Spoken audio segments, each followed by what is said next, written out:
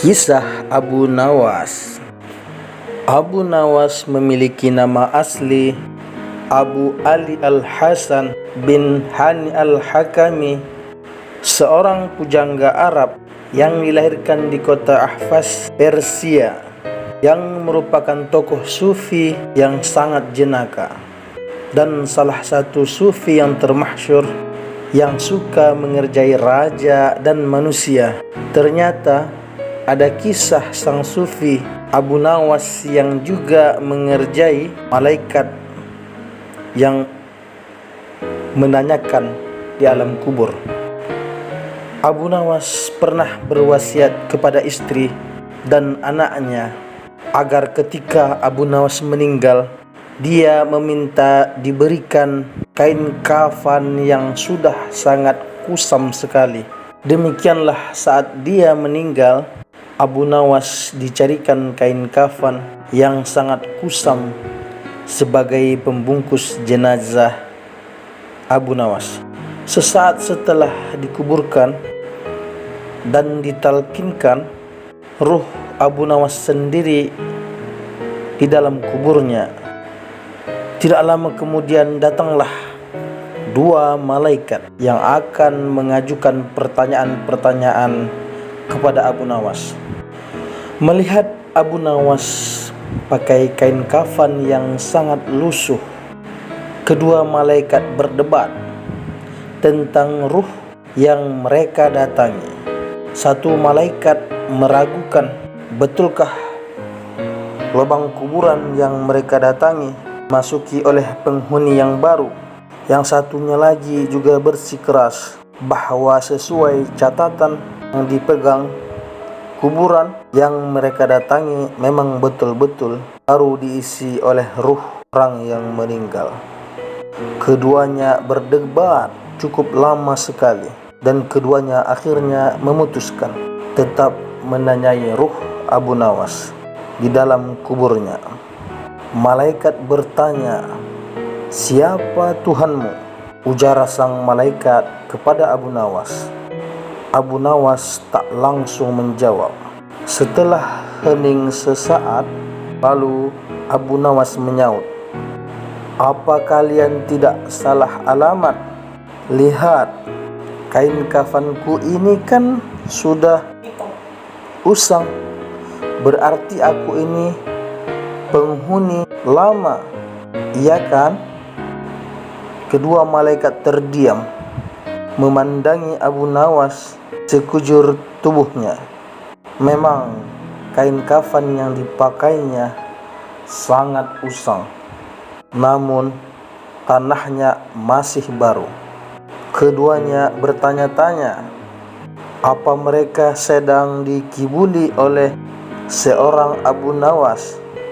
Sepintas saat mendengar kisah ini, sosok Abu Nawas yang terkenal dengan aneka kisah jenakanya, niscaya kita berpikir bahwa rupanya bukan manusia saja yang dikerjai oleh Abu Nawas.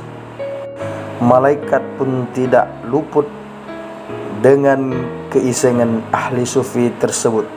Saat di masa hidup saja dia selalu iseng, sampai mati pun keisengannya masih bersambung. Seperti halnya Nasruddin Khoja, Abu Nawas punya banyak wajah. Ini dalam kitab-kitab yang ditelusuri oleh Profesor Mun'in Sirri. Dari kisah Abu Nawas dengan kain kafan sudah usang, ada pesan di balik kisah ini. Setelah dibingungkan dengan pembungkus jenazahnya, para malaikat mendapat pertanyaan balik dari Abu Nawas. Abu Nawas bertanya, "Kalian selalu bertanya siapa Tuhanmu? Izinkan aku balik bertanya, siapa Tuhanmu? Di mana Tuhanmu? Apa tujuanmu hidup?"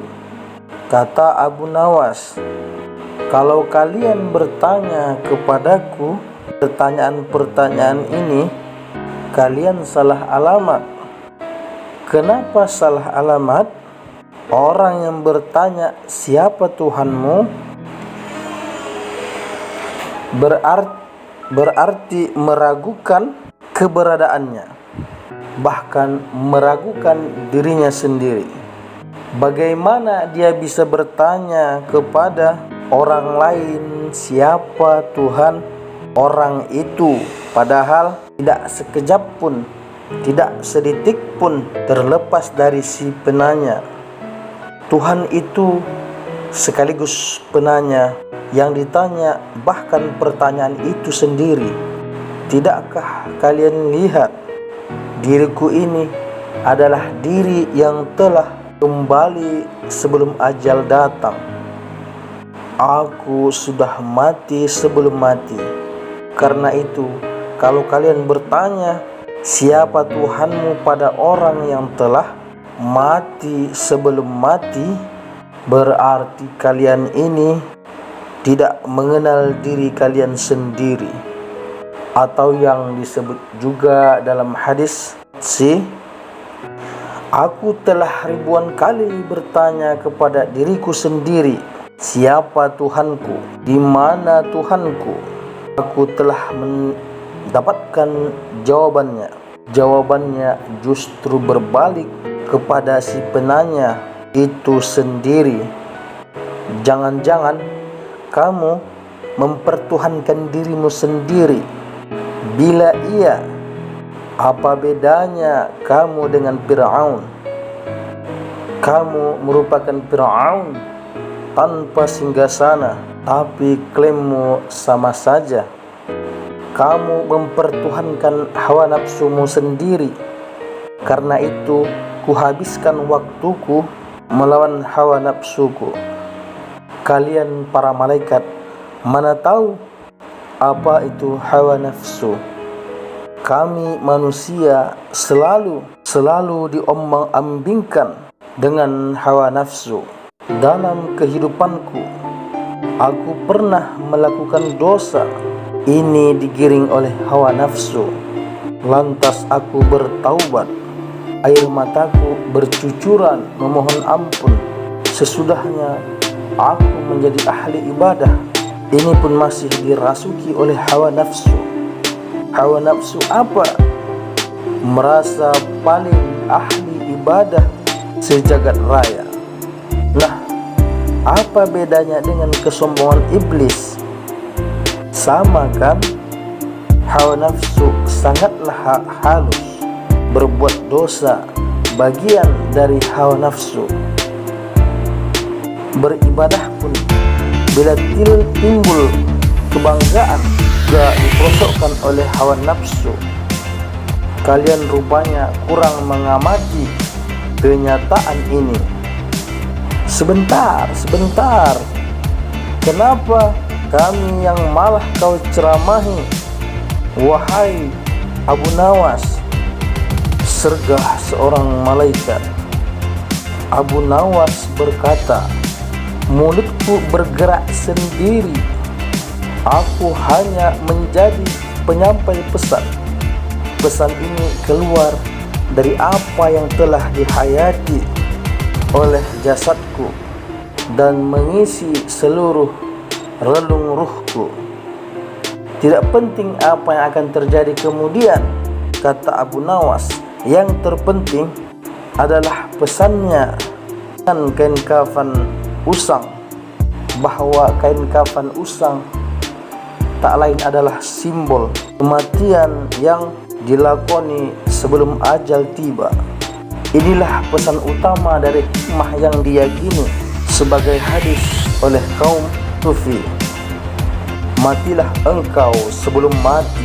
Dalam kisah Abu Nawas ini, kita selalu diingatkan untuk menjadi mati sebelum mati, yaitu meleburkan hawa nafsu, meleburkan ego diri dan kehendak diri, sehingga Allah akan memanifestasikan sifat kemuliaannya kepada manusia. Jadilah manusia itu berbicara dengan mulut Allah, bergerak dengan gerakan Allah, kaki, tangan, semua atas kehendak Allah, karena dirinya sudah khilaf, dirinya sudah tiada, dirinya sudah tidak ada, sehingga sisa ruh yang akan memanifestasikan Allah Subhanahu wa ta'ala. Maka ketika hawa nafsu hendak diri lebur, jadi mati sebelum mati, atau kesaksianmu kan Allah atau syahadatmu kan sah apabila hawa nafsu dan kehendak diri dan ego diri lebur. Allahu a'lam bissawab.